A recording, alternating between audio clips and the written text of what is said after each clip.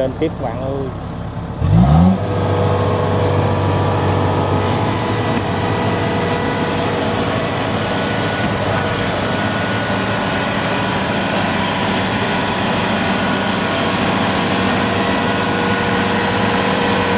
Quá trời, không được luôn. Tuôn rồi nó còn bám với bánh, nó còn bám dưới này có xíu luôn bạn.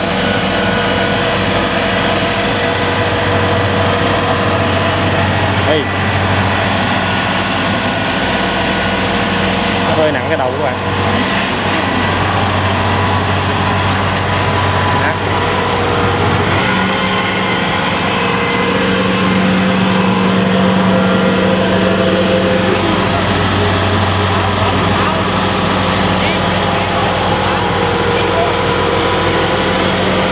Cho cái đầu lên lại các bạn ơi.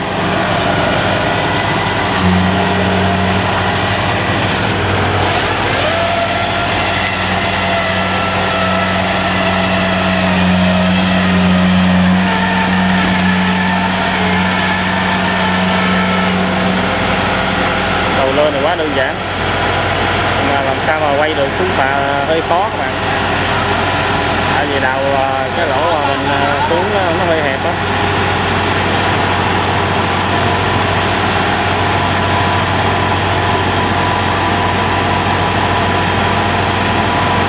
Ác quá.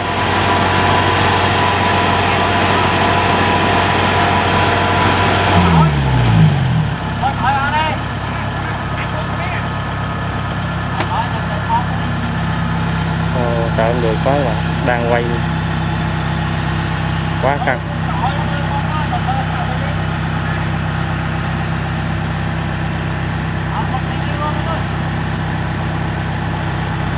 Đang xoay máy nha. Ê, trời, nó bật lại làm sao, cái ghê quá các bạn.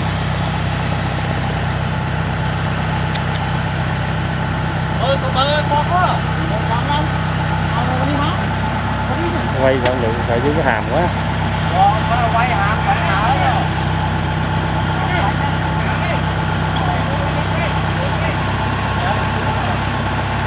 Không được rồi, nó đào không được.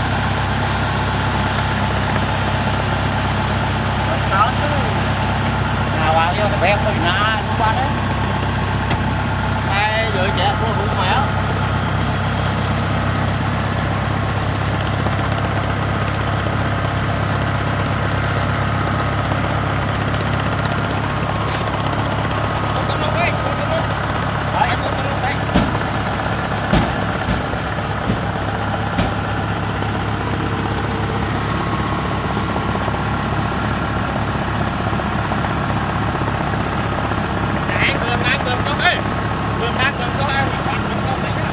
Tay sang mà xót để ông lô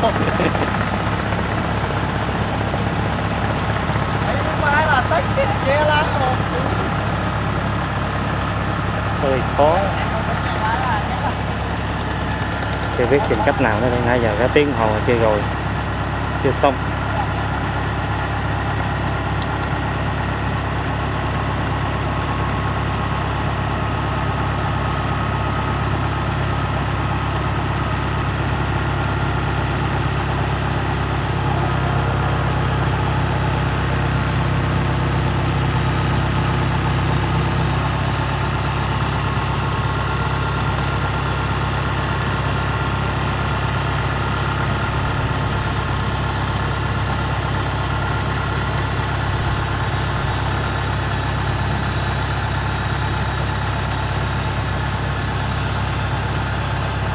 Không có len có bọng hết trơn.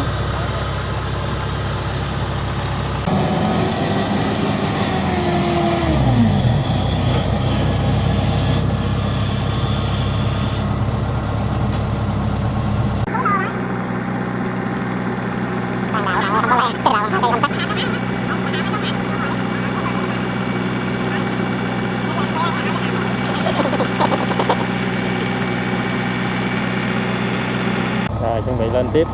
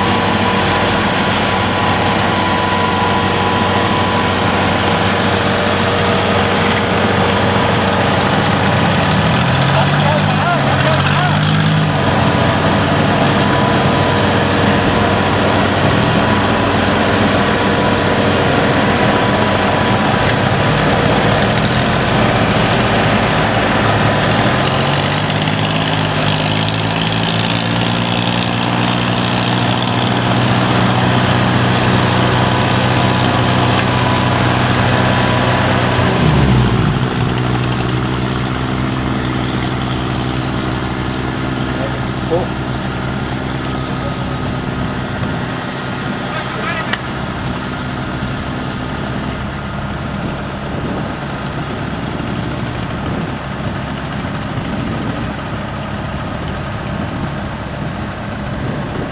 Xong các bạn ơi, chuẩn bị lên máy kéo.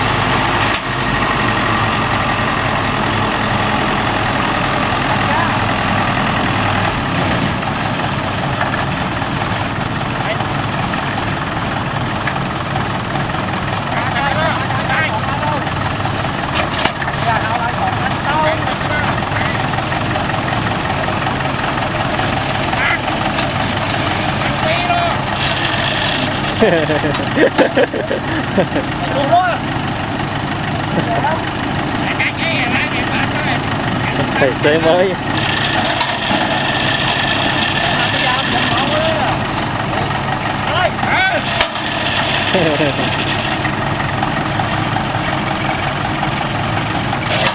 Ôi, cái tội em không?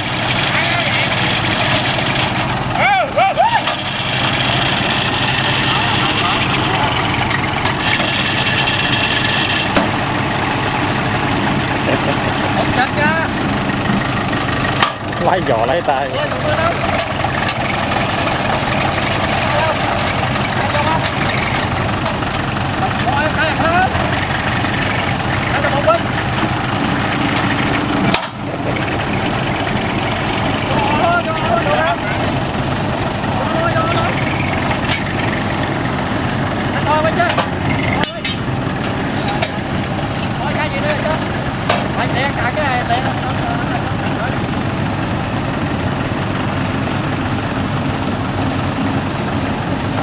Tay ra, đâu có đâu, thấy chưa? Thôi bay.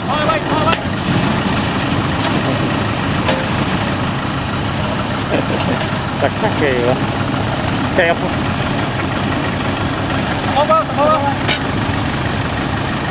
Quay keo.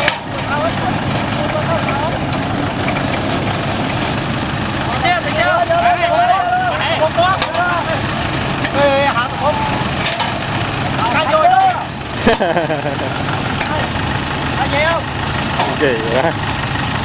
Tay lái dữ. Đúng rồi đó.